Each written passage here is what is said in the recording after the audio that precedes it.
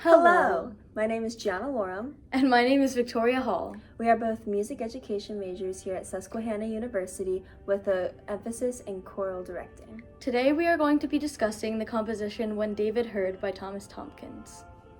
Thomas Tomkins was a British composer and organist who lived in the late 16th, early 17th century.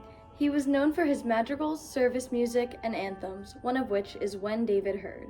When David Heard is written as an anthem. During this time that Tomkins wrote this piece, King James I was the monarch in Britain. The country was Protestant. An anthem, also known as a motet, was typically sung by the choir during church.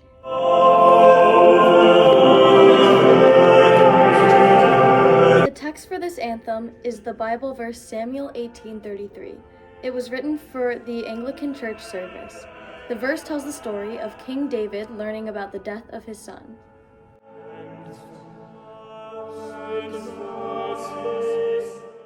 The earliest and most reliable manuscript that we have of this piece was copied in 1616 by Thomas Muriel. It could be found in Muriel's collection Tristite Remedium. Interestingly enough, Tomkins dedicated this piece to Muriel because the two were close friends. We can assume that this copy would have been supervised by Tomkins, making it a reliable representation of the original piece.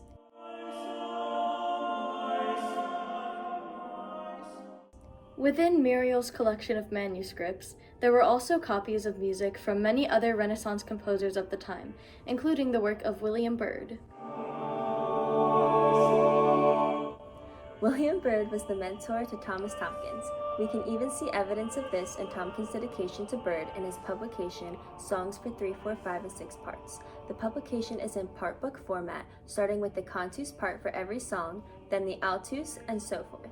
In fact, every song in this collection has its own dedication to someone important in Tomkins' life.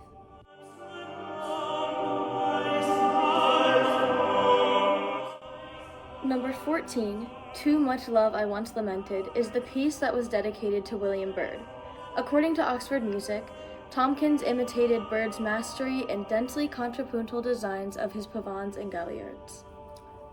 Another early copy of this anthem was scribed by John Marrow in 1620.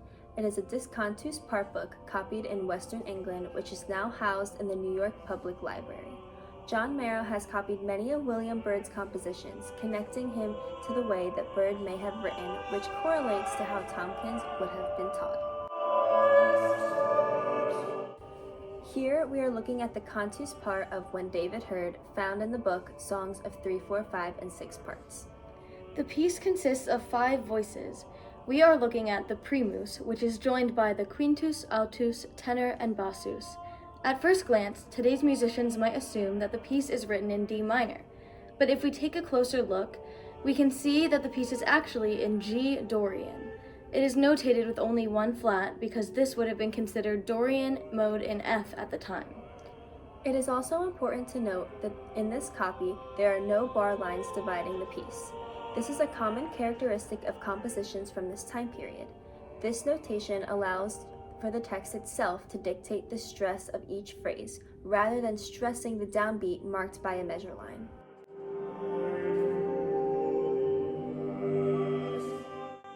The lack of bar lines and the notation of the key signature in this piece are common characteristics of 17th century musical notation. As we look at arrangements of this piece from recent years, the notation has been modernized. Most modern editions have been edited into score notation. As you can see in this modern edition of Songs of 3, 4, 5, and 6 Parts, edited by Edmund H. Fellows and published in 1922, the key signature has been notated in the old fashion, but the editor has added bar lines in the score notation, meaning the arrangement does not demonstrate Thomas's intended syllabic stress. We can also see in this modern arrangement, the editor has added a rehearsal accompaniment. Although we can see that this accompaniment is just the 5 parts comprised together for rehearsal purposes, in the book Musica Deo Sacra there is in fact an organ accompaniment. This means that the organ was frequently used and popular enough at the time to have a part published with this piece.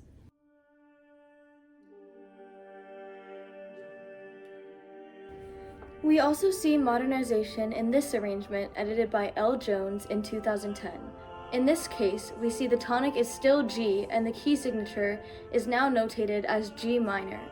This is why they preface an F key signature at the beginning, so that we know where the new notation comes from.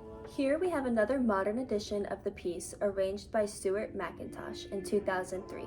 You might notice one major difference in the key signature. This version is written in C minor. This is not just a transposition done at the will of the editor. We can infer that this was most likely copied out of the collection Musica Deo Sacra.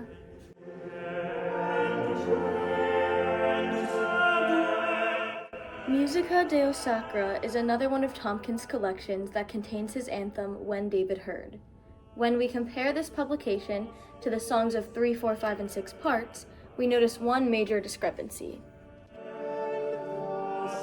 Here we see the songs of 3, 4, 5, and 6 parts copy on the left, notated in treble clef, and the copy from Musica Deo Sacra on the right using C clef. During the Renaissance, soprano music was written in C clef. However, for the ease of the singer as well as the printer, composers altered notation to avoid ledger lines. This is called chiavette.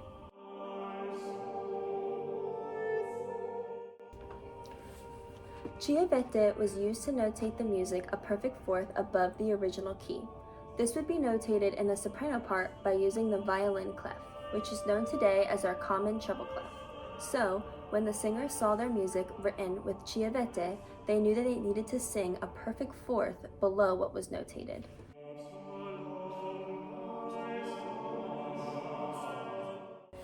Looking to the right at the copy from Musica Deo Sacra, the average viewer might assume that throughout the piece the tonic is C.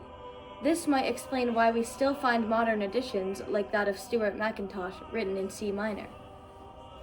This is a misunderstanding of chiavette. We know now that the Musica Deo Sacra copy is not actually using C as the tonic, but is actually written with the intention that it will be sung down a fourth with G being the tonic.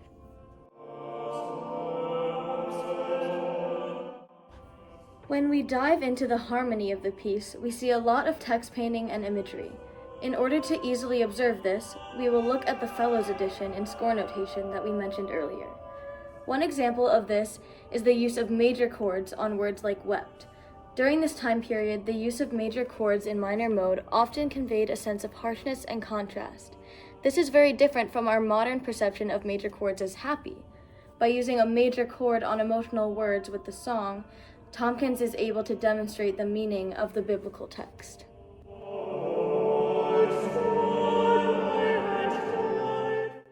The Bible verse Samuel 18:33 tells the story of David's grieving for his son Absalom, who has been slain by his own general. David found himself in strict opposition to Absalom in terms of his duties as king. However, when he died by the hands of David's own army, David's grief still demonstrated the familial love he would have for Absalom because he was his son. The contrast is shown through the anthem by the harshness and suddenness of the major chords.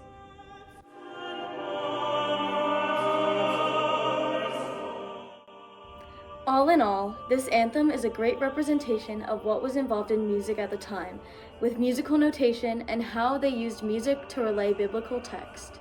These attributes help us understand the world of choral music today. This is a big part of our education here at Susquehanna University, finding the full context of where our music comes from. And this helps us as performers to convey music authentically. Thank you for watching. And we hope that you could learn a little bit about choral music in the Renaissance through the work of Thomas Tomkins.